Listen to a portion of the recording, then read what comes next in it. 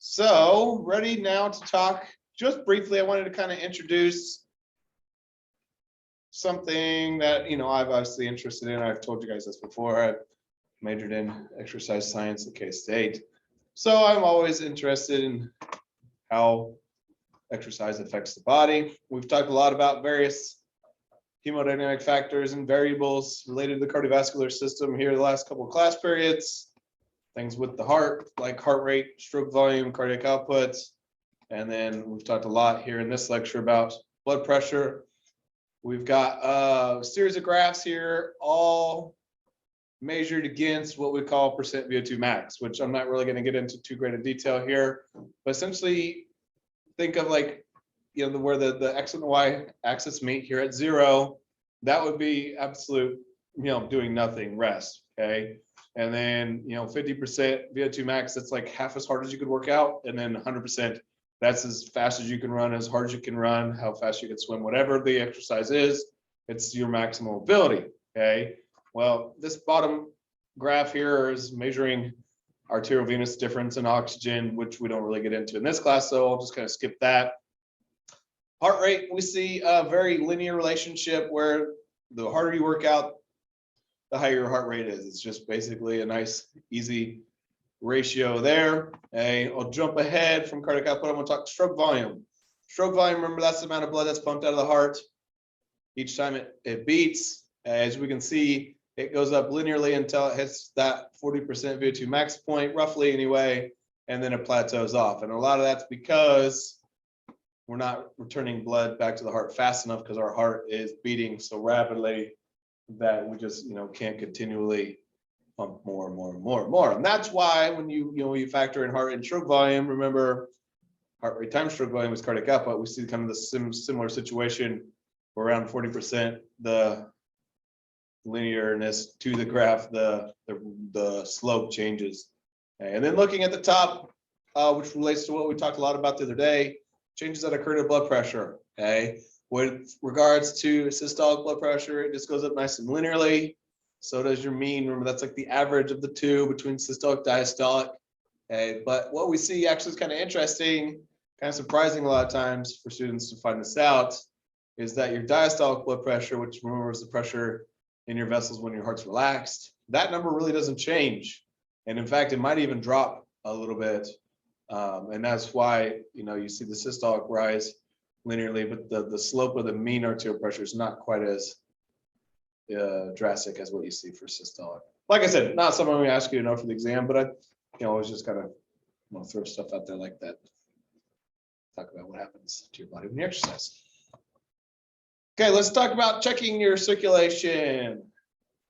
First thing we're going to do is talk about your pulse, which is something that we probably do when we're in middle school and PE class and on through the rest of our life and every time we go to the doctor. Okay. The alternate expansion and the recoil of our elastic arteries after each systole or contraction of our left ventricle creates a traveling pressure wave.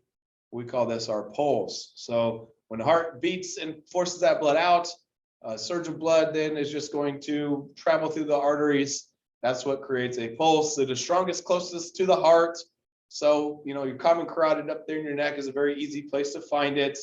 It's very strong in there. You can also find them in some other places in your face, in the side of your head, right there by your ear. Sometimes you can find it right in here, kind of on the medial side of your eye socket, over there off kind of the side of your nose. You got places in your arms like the brachial artery, which is where you get your blood pressure read, but also obviously in your form, you can actually read it with both the radial and the ulnar if you kind of know where to feel. And that's what's typically taken and used by nurses and doctors in hospital and clinic settings. And then there's also places in the legs where you can find it as well. Okay, pulse is typically used to measure your heart rate, and it's usually around 70-80 beats per minute at rest. If it's a little bit lower than that, we would call that a bradycardia situation or a slow resting heart rate, which we learned in our last lecture as a result of aerobic training. The heart doesn't have to pump as often because it pumps more blood each time it does. And then tachycardia is the opposite of that. It's a rapid resting heart rate or pulse rate, which can occur for a variety of reasons that I won't really get into. All right, another useful test related to your circulation is checking that blood pressure we've referred to quite a bit. Okay. In clinical use, the term blood pressure usually refers to the pressure in arteries generated by the left ventricle, both during systole and then in diastole.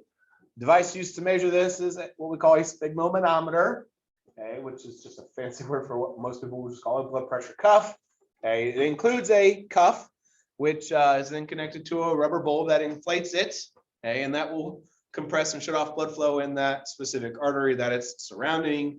We usually use the upper arm, so you're going to be cutting off blood flow through the brachial artery, and that's used for a variety of reasons.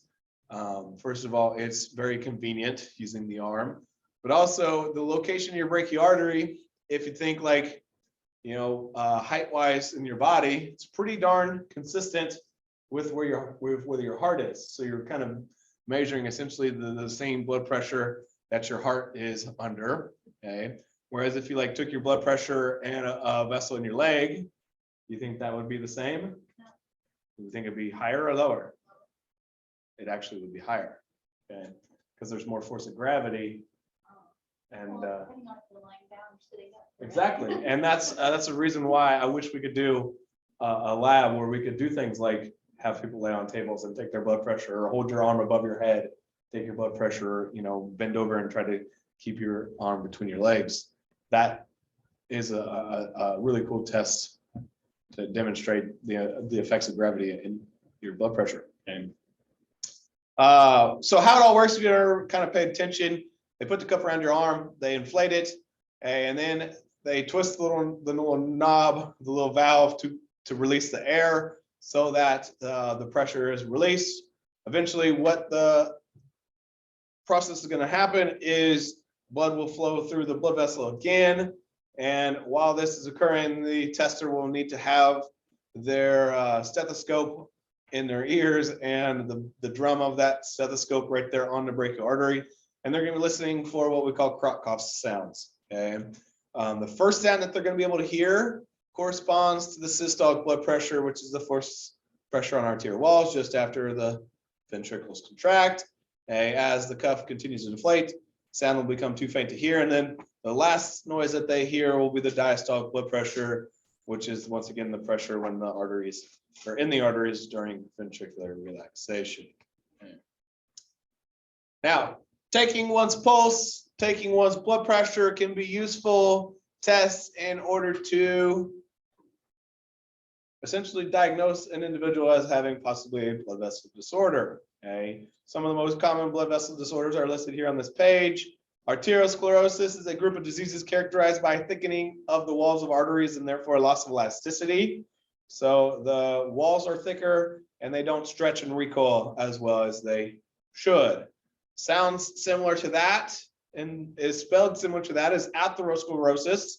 This is a progressive disease characterized by the formation of the walls of larger and medium-sized arteries, lesions called atherosclerotic plaque. So essentially plaque builds up in the arteries and therefore blood flow is diminished.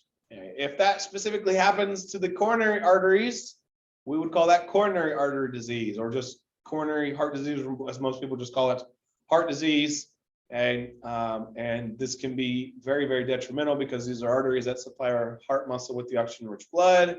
And if untreated, it would lead to more than likely what? Well, how? The arteries will be clogged with blood flow. And what's that called? A heart attack. Yeah. Okay. So when the blockage becomes great that the blood flows completely occluded, that's what we commonly call a heart attack, myocardial infarction, a fancier term for that, but then that can cause the muscle of the heart to die and then can lead to death of the individual. Okay. High blood pressure is fancily known as hypertension, and there are basically three different major categories where you would fall in. Okay. What you want is less than 120 systolic and less than 80 diastolic. So in other words, in order to be classified as normal, the very highest you should see is 119/79. Okay. Pre-hypertensive would be 120 to 139 systolic, or, and I actually just noticed that it should say 80 to 89, okay, diastolic. So if it was 119 over 83, that would be pre-hypertensive. And then anything, and it actually really should say greater than or equal to 140 systolic, or greater than or equal to 90 diastolic.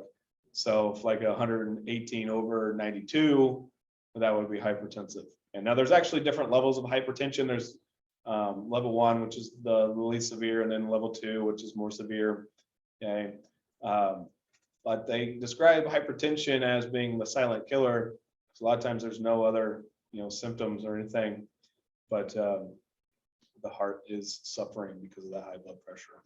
There will be at least 1 or 2 questions on the exam where I like give you a blood pressure and I ask you, what category does that individual fall into? You want to make sure you know those values so you can know the answer. All right, any questions? Okey doke.